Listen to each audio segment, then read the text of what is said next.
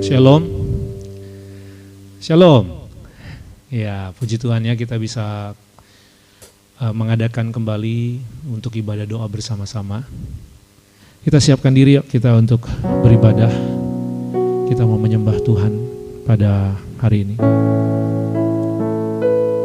Mari kita tundukkan kepala kita berdoa. Segala hormat, segala pujian, kemuliaan bagimu ya Tuhan. Terima kasih buat hari ini, kami bersyukur. Kami ada hari ini sebagaimana ada. Kami berhasil melewati segala rintangan, tantangan, segala tugas tanggung jawab kami yang sudah kami kerjakan sepanjang 1 minggu ini Tuhan.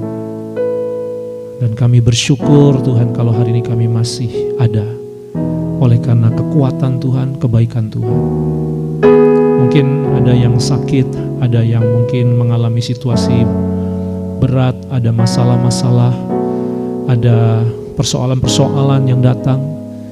Tapi kami mau belajar Tuhan dalam keadaan apapun yang kami alami, kami tetap cari Tuhan, kami tetap datang kepada Tuhan. Karena kami percaya Tuhan, bersama-Mu Bapa, kami lewati semuanya. Bersama-Mu Yesus, kami cakap menanggung segala perkara. Itulah janji Tuhan. Terima kasih Bapa buat hari ini. Inilah kami anak-anak-Mu, inilah kami umat-Mu, kami datang mencari wajah-Mu. Roh Kudus, hadirlah di tengah-tengah kami. Kuduskan kami, ampuni kami dengan darah Yesus, sucikan kami. Supaya saat kami nyanyi, memuji, menyembah-Mu, Engkau berkenan Tuhan menerima pujian penyembahan kami, menerima ibadah kami hari ini. Di dalam nama Tuhan Yesus kami berdoa bersyukur. Haleluya. Amin. Mari kita naikkan pujian. Bersama-Mu Bapa, ku lewati semua.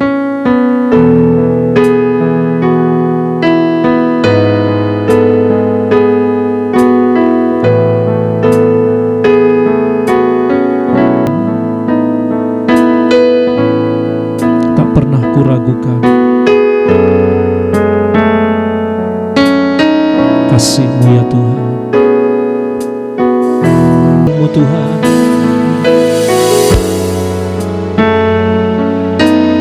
teguhkan hatiku.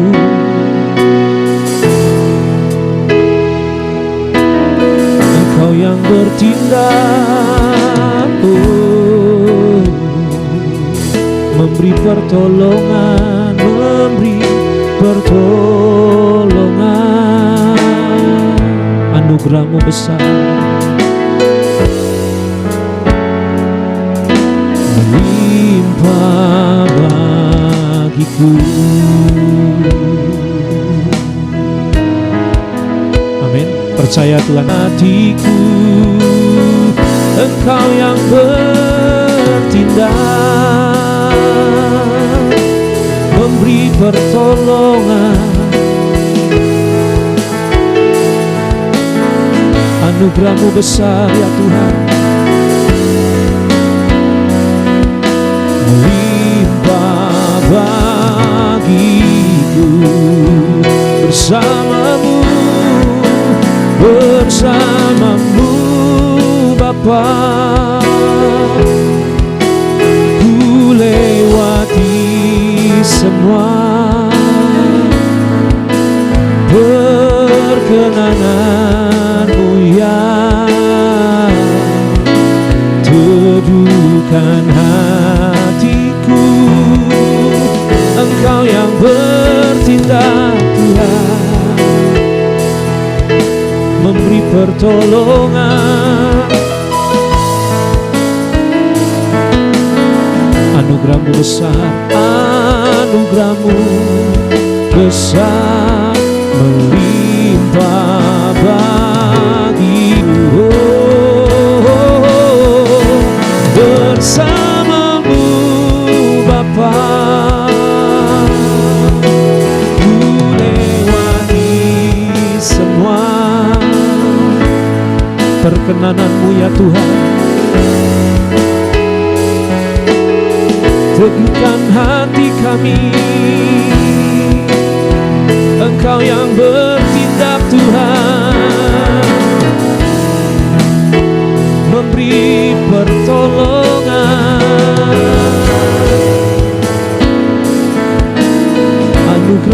besar, melimpah bagiku. Anugerah-Mu besar, anugerah-Mu besar, melimpah bagiku. Anugerah-Mu besar, anugerah-Mu besar, melimpah bagiku.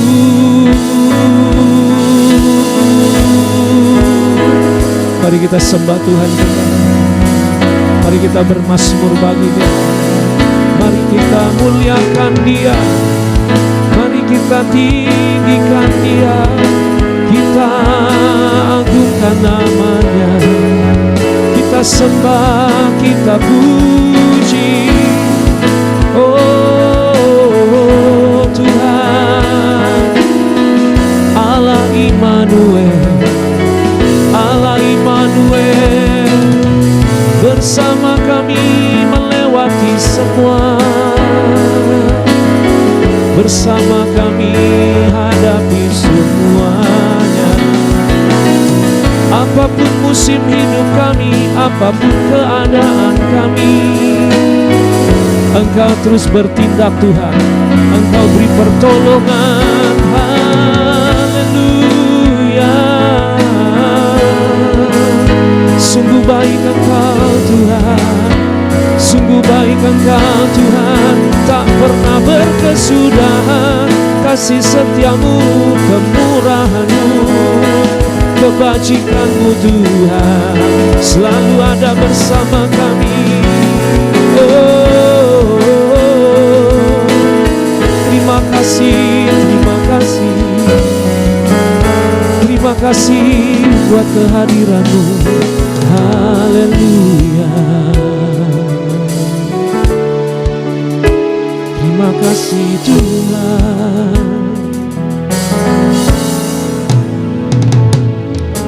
Apa jadinya Tuhan kalau kami tidak ada Engkau bersama kami?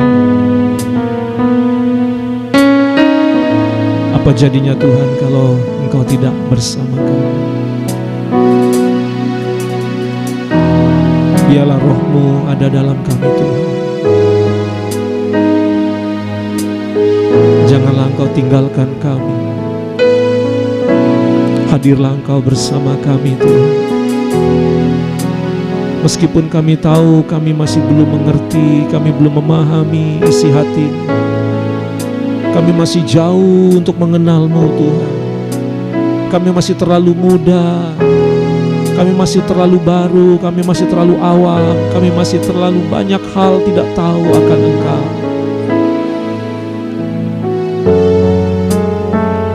Bahkan kami mungkin bisa berpaling dari-Mu Tuhan, menjauh dari-Mu dan tidak peduli dengan Engkau Tuhan.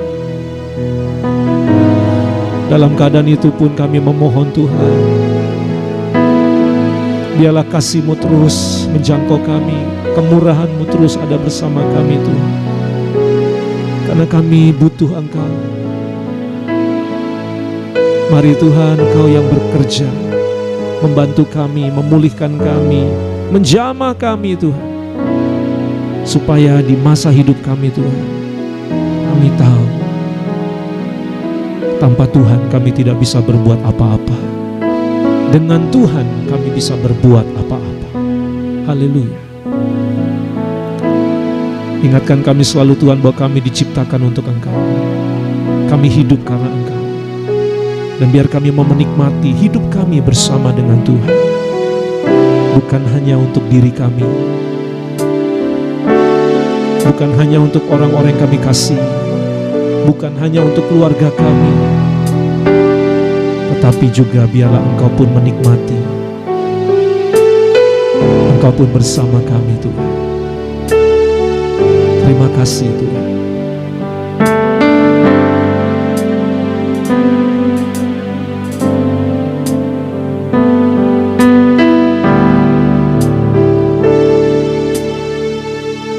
Jiwaku memuji nama-Mu Tuhan, untuk segala bukti cintamu dalam seluruh kehidupanku. Sungguh ku akui tiada yang sepertimu. Jiwaku memuji namamu Tuhan, untuk segala bukti cintamu dalam seluruh kehidupanku. Sungguh ku akui tiada yang sepertimu. Oleh anugerahmu aku ada, ku tercipta untukmu Tuhan. Oh, nikmati hidup ini bersamamu dan beri arti bagi sesama. Mari kita naikkan pujian kembali. Jiwaku memuji namamu Tuhan, untuk segala bukti cintamu dalam seluruh kehidupanku. Sungguh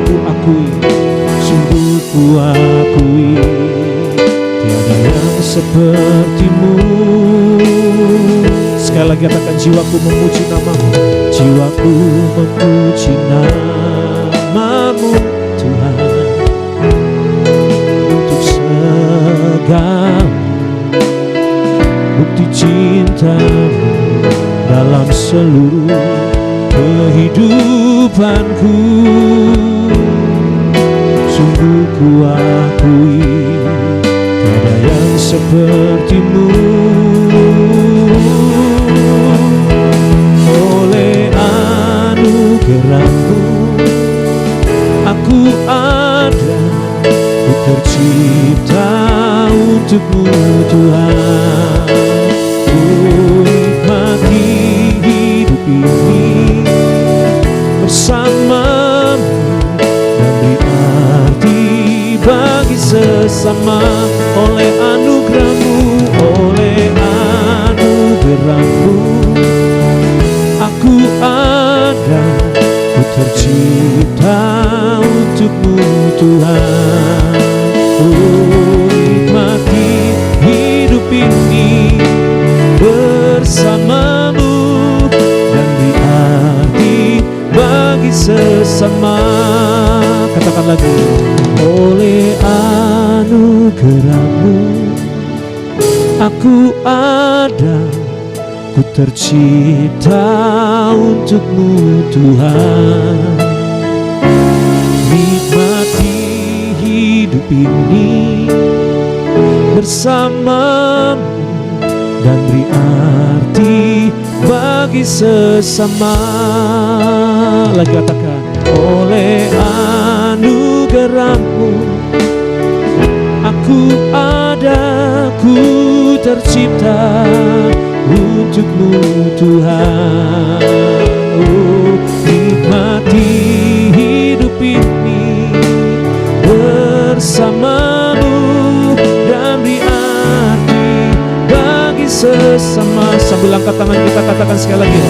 Oleh anugerahmu aku ada, ku tercipta untukmu Tuhan. Nikmati hidup ini bersamamu dan beri arti bagi sesama. Nikmati hidup ini, nikmati hidup ini bersamamu dan beri arti bagi sesama. Nikmati hidup ini, nikmati hidup ini bersamamu dan beri arti bagi sesama.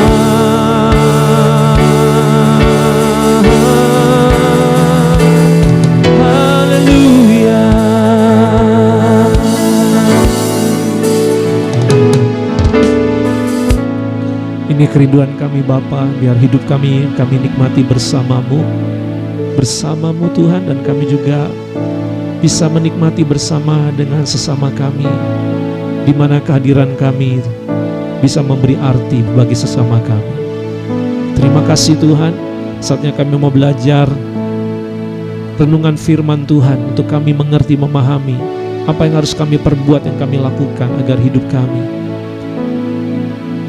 dapat selalu bersama dengan Tuhan, agar kami selalu dapat menikmati hidup ini bersama dengan Engkau. Terima kasih Tuhan, di dalam nama Tuhan Yesus kami siapkan hati kami untuk belajar firman-Mu. Haleluya, amin. Oke, shalom. Oke, sekali lagi ya, kita akan belajar firman Tuhan. Boleh buka sama-sama Alkitab kita, atau mungkin handphone, atau ya gadget suci Anda. Saya ajak kita buka satu ayat Mazmur 139,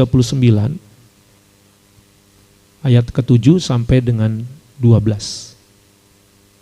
Oke, kita baca bersama-sama ya. 3, 2, 1, ya. Kemana aku dapat pergi menjauhi roh-Mu? Kemana aku dapat lari dari hadapan-Mu? Jika aku mendaki ke langit, Engkau di sana. Jika aku menaruh tempat tidurku di dunia orang mati, di situ pun Engkau.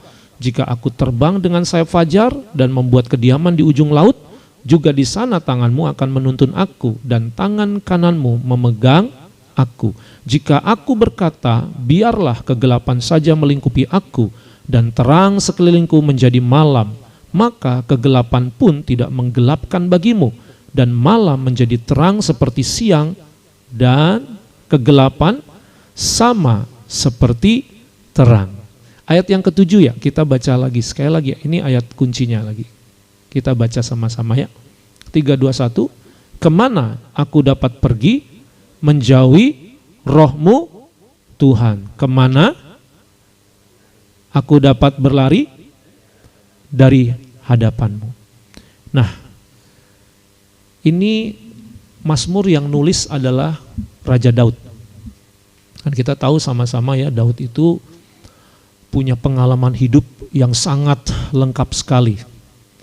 Ya, mulai dari masa susah, ya, menderita di titik terendah yang paling bawah, sampai masa hidup yang paling tinggi, top, karena dia pernah jadi raja. Betul nggak? Jadi Daud itu punya pengalaman lengkap sekali. Ya, suka dukanya begitu banyak sekali. Masalah keluarga, dia pernah hadapi masalah keluarga. Sama saudara, kakak adik, dia juga pernah berhadapan dengan urusan kakak adik. Ya, lalu dengan bos pimpinannya, dengan pemimpinnya, ya dalam hal ini Raja Saul, dia juga pernah berurusan. Bahkan dengan teman-teman dekatnya, sekawan dia pernah bermasalah juga. Terjadi selek, ada yang nusuk dari belakang, ada yang menjadi pengkhianat gitu. Dalam hal soal percintaan, Daud berapa kali ngalamin percintaan, dan pernah diprank, ya, pernah ditusuk dari belakang juga, pernah dijahati, ya pernah mendapatkan sebuah pengalaman cinta yang menyedihkan, ya. Dia juga pernah berbuat dosa, ya, selingkuh, betul kan? Sampai punya anak, ya, padahal dia sudah punya istri. Jadi banyak sekali masalah yang dihadapi Daud, sampai dia juga pernah berurusan sama anak kandungnya sendiri. Dia pernah mau digulingkan, disingkirkan sama anaknya sendiri. Jadi anaknya pengen bapaknya supaya tidak jadi raja dan disingkirkan. Coba, kalau kita ngalamin anak kita ngusir kita dari rumah, anak kita yang ngambil perusahaan kita, maksa, lalu bapaknya ditelantarkan, dibiarkan gitu, gimana coba rasanya? Ya, Daud pernah ngalami masa itu. Daud pernah menghadapi begitu banyak pergumulan hidup. Tapi ada satu hal yang menarik dari pengalaman Daud, dari semua yang dihadapi Daud. Ada satu yang dia pengen sharing sama kita, dia pengen bagikan. Apa itu? Bahwa dia gak bisa lari dari Tuhan. Dia gak bisa bersembunyi dari Tuhan. Mau kayak apapun kondisinya, Tuhan selalu ada di situ. Ketika dia berdosa, Tuhan pun ada di situ. Apa buktinya? ketika Daud berdosa, Tuhan pun ada di dalam pengalaman Daud berdosa itu. Ada yang tahu nggak? Siapa yang tahu cerita bahwa Daud itu pernah berbuat dosa? Ya, betul. Selingkuh. Selingkuh sama siapa? Iya, istrinya Uria. Namanya siapa? Namanya siapa? Batseba. Nah, Daud mengemas begitu rupa supaya dosanya jangan ketahuan. Wah, dia udah putar otak. Gimana caranya biar nggak ada yang tahu? Nggak ada yang tahu. Hebat ya. Dia sembunyikan, dia pakai akal yang begitu hebat ya. Dia pakai segala kemampuan pikirannya supaya terkesan rapi gitu. Nggak terkesan kalau dia itu ada di belakang atau di balik peristiwa itu. Wah, dia program settingnya luar biasa. Ya. Biar dosanya nggak ketahuan. Nah, coba renungkan. Bagaimana dengan pengalaman hidup kita? Kita juga sama kan, punya banyak pengalaman hidup ya. Susah, senang, suka, duka, silih berganti, betul nggak? Ya, ada saat kita senang, ada saat kita susah, ada saat kita happy, ada saat kita sedih. Betul nggak? Kita pernah bermasalah sama orang, kita pernah diganggu orang, kita pernah dibullying orang, kita pernah direndahkan, dicaci, dianggap remeh. Tapi kita juga pernah kan menghina orang, melecehkan orang, merendahkan orang, betul nggak? Ya, kita pernah masa-masa jaya, kita juga pernah masa-masa, benar-benar kita mulai dari nol, kita nggak punya apa-apa. Tapi setujukah kita bahwa dimanapun kita berada, apapun yang kita alami, Tuhan selalu ada bersama kita. Amin. Meskipun kita berdosa seperti Daud, ngumpet-ngumpetin, sengumpet-ngumpetnya. Orang tua nggak tahu, ya, koko cici nggak tahu, mama papa nggak tahu, ya, guru nggak tahu, dosen nggak tahu, bos nggak tahu, teman baik nggak tahu gitu. Pokoknya kita kemas seperti Daud mengemas ketika dia mau berzina dan berselingkuh dengan Batseba. Tapi Tuhan ada di sana. Taunya apa? Tuhan utus Nabi Nathan untuk tegur dosanya Daud. Artinya Tuhan tahu apa yang Daud perbuat. Kalau itu tidak Tuhan sukai, maka Tuhan akan punya banyak cara untuk masuk, ya, mencegah kita, menegur kita, menyelamatkan kita, bahkan menghukum kita supaya apa? Supaya kita jangan semakin hancur hidup kita. Itu tanda Tuhan sayang sama kita. Coba bayangkan kalau kita bikin dosa dan Tuhan biarin. Pasti hidup kita akan hancur. Betul nggak? Ya, makanya Daud berkata apa? Dia coba berusaha ya. Di sini Daud coba nantangin Tuhan. Nantangin apa? Nantangin adu umpet. Kayak main petak umpet gitu ya. Kayaknya Daud itu pengen coba sembunyi dari Tuhan gitu. Dia pengen coba ya ngakalin Tuhan gitu. Dengan otak dia, strategi dia, kemampuan dia. Saya mau akalin Tuhan gitu. Dan dia akhirnya ngomong gini, kemana aku dapat pergi menjauhi rohmu? Kemana aku dapat lari dari hadapanmu? Coba saya tanya, siapa di sini yang punya perasaan seperti Daud? Pengen coba-coba lari dari Tuhan, pengen coba-coba jauh dari Tuhan. Bukan lagi coba-coba, malah sudah mengalami jauh dari Tuhan dan sudah mengalami lari dari Tuhan. Adakah di antara kita ngalamin itu? Kalau ada, saya sebagai hamba Tuhan, ya, saya mau berkata, Tuhan tetap cari kamu. Tuhan tetap cari kamu. Ya, makanya Daud mengatakan lagi, jika aku mendaki ke langit tuh, langit didaki. Coba gimana caranya? Ini kan bahasa puisi ya. Ya, ini Mazmur ini bahasa puisi. Gimana caranya kamu mendaki langit? Itu kan perumpamaan ya. Itu cuman perumpamaan. Langit mau didaki gimana kan? Itu awan. Kamu mau daki juga jeblos lagi. Nggak bakal bisa naik ya nggak? Cuman maksudnya adalah saya coba tuh ya pengen ninggalin Tuhan sejauh mungkin gitu. Biar Tuhan tuh nggak tahu saya ngumpet di mana. Kayak orang kabur gitu. Ya. Pernah kabur nggak? Pernah kabur nggak? Kayak orang maling atau orang pencuri gitu kan, kabur, ngumpet. Kan tujuannya supaya jangan ketangkep polisi, bener nggak? Betul, memang polisi bisa saja nggak tangkap kita. Polisi bisa saja tidak tahu keberadaan kita. Ya, orang tua atau siapapun bisa kita bohongin, kita bisa tipu. Tapi ada satu yang nggak bisa kamu tipu. Siapa dia? Tuhan. Ya, maka Daud berkata, jika aku mendaki ke langit, engkau ada di sana. Jika aku menaruh tempat tidurku di dunia orang mati, tuh satu di atas, itu langit itu paling atas, dunia orang mati paling bawah gitu maksudnya, di bawah bumi. Itu artinya Daud mau membandingkan ya situasi kondisi yang sangat ekstrim ya, dari yang di atas sampai yang di bawah. Mau ngumpet sampai di bawah dunia orang mati, di kuburan gitu ya, dikubur di bawah tanah. Tuhan juga bisa ada di sana loh. Ayo, keren ya. Ya kalau zaman sekarang tuh kayak CCTV gitu loh. Tahu nggak, kayak CCTV kita bisa mau di mana aja bisa ketahuan. Tapi kan CCTV ada batasannya ya.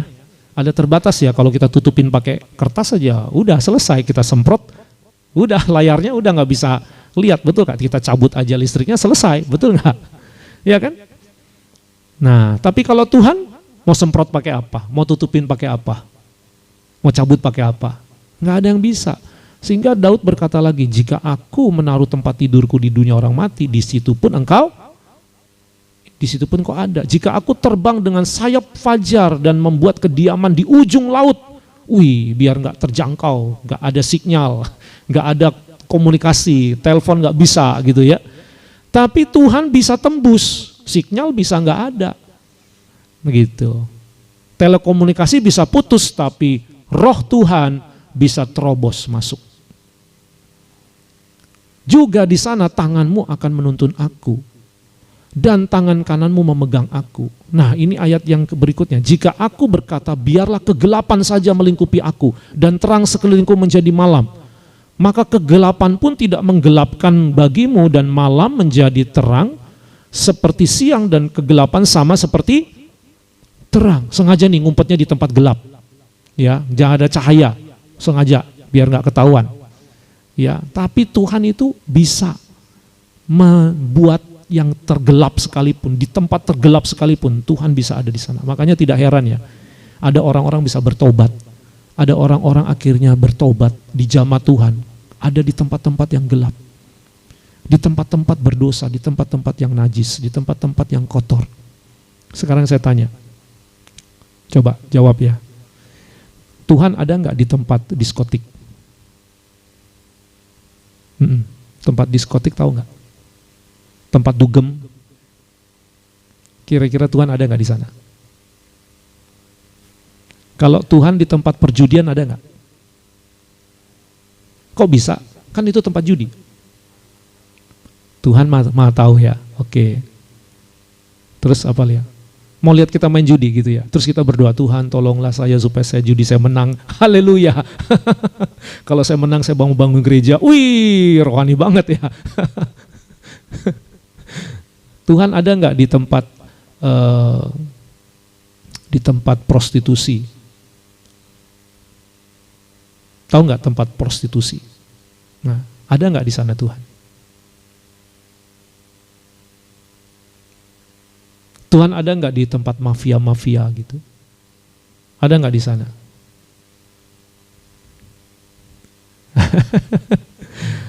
Hah?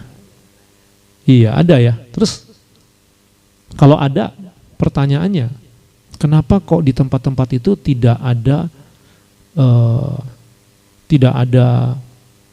pertobatan atau orang jadi bisa berubah, bisa jadi baik? Kenapa orang yang di penjara, ya orang yang di tempat-tempat yang tidak baik, tidak pantas, melanggar amoral, dan mengapa di sana kalau Tuhan ada, kenapa di sana enggak dibikin Tuhan supaya semuanya taubat gitu?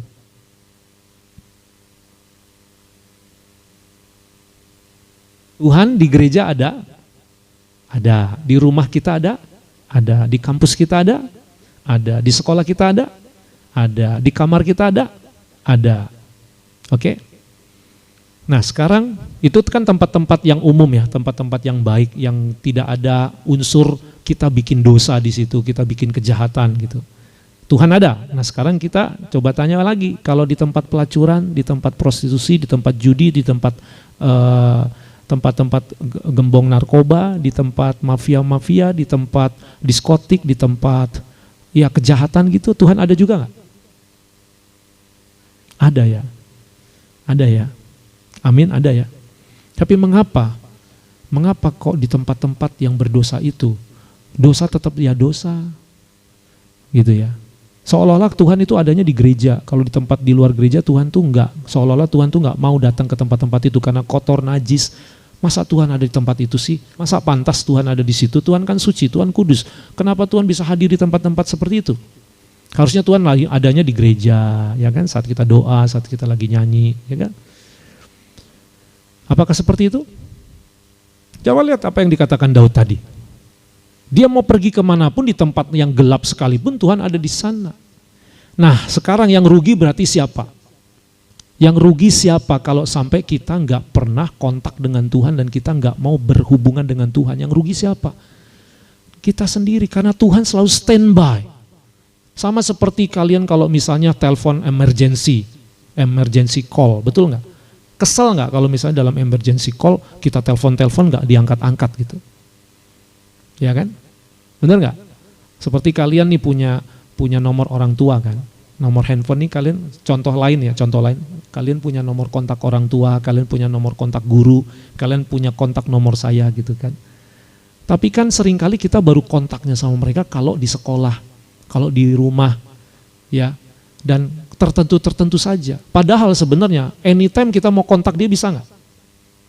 Bisa kan? Bisa nggak? Ya bisa. Saya punya anak remaja, ada anak-anak binaan gitu, anak pemuritan. Ya, di anak komunitas ada satu tuh, hampir tiap hari telepon saya, cowok, ya kan? Jadi kesannya udah kayak orang pacaran, ngobrol lama gitu, ya kan? Nah ada kayak gitu.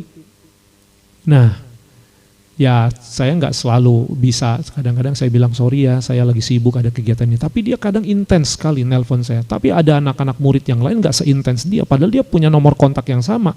Nomor saya ada, tapi yang sering rajin kontak dia. Soal dia cerita ada apa dia cerita gitu. Nah kita dengan Tuhan tuh, Tuhan ada dalam hidup kita, Tuhan ada di tempat kita, Tuhan ada dimanapun kita berada. Yang jadi pertanyaan, mau kontak nggak sama dia? Kita nggak mau kontak kan? Kita nggak mau kontak kan? Ya, kita mau kontaknya seminggu sekali kalau di gereja. Masih bagus kamu masih mau datang ke gereja. Kayak hari ini kita bisa kontak di sini, betul nggak? Kita masih bisa kontak lewat ibadah online seperti itu atau di ibadah onsite. Tapi hari-hari lainnya gimana? Bisa nggak kita kontak sama dia? Harusnya bisa ya, karena Tuhan ada di mana. Jadi saya mau akhiri dengan satu kalimat ini.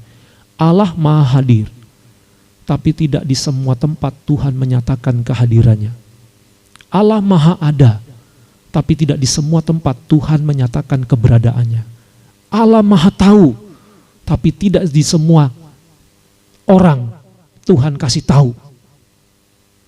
Hanya ada orang-orang yang punya hati seperti Daud, yang tetap rindu Tuhan. Tanpa Tuhan aku tidak bisa berbuat apa-apa.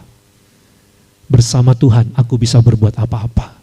Please, jangan jauh dari aku Tuhan. Kalau aku sudah jauh, aku mau kembali lagi. Amin. Mari kita tundukkan kepala yuk. Kita tutup renungan kita hari ini.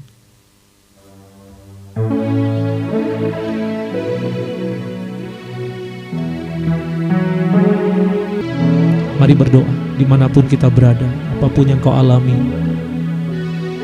Engkau mau diteduhkan Tuhan, engkau mau ditolong Tuhan, engkau mau berkenan di hadapan Tuhan. Ayo kontaklah dengan dia. Dia standby bagimu. Engkau mau pergi kemanapun, Tuhan akan kejar engkau, karena dia sayang engkau. Dia mengasihi engkau. Tapi dengar baik-baik saudaraku, iblis pun akan mengejar kita. Iblis pun akan mengejar kita. Apa bedanya iblis yang mengejar kita dengan Tuhan yang mengejar kita? Iblis kejar kamu, tangkap kamu, supaya kamu dijajah dia, diperbudak dia, dan dihancurkan dia. Engkau dipakai dia, tapi engkau diperalat dan engkau akan dicampakkan. Kalau engkau bersalah kepada iblis, kalau engkau melanggar iblis, kalau engkau berani melawan iblis, engkau pun akan habis. Tapi Tuhan kejar kita, Tuhan cari kita. Dia mau obati kita, Dia mau pulihkan kita, Dia mau sembuhkan kita, Dia mau terima kita apa adanya.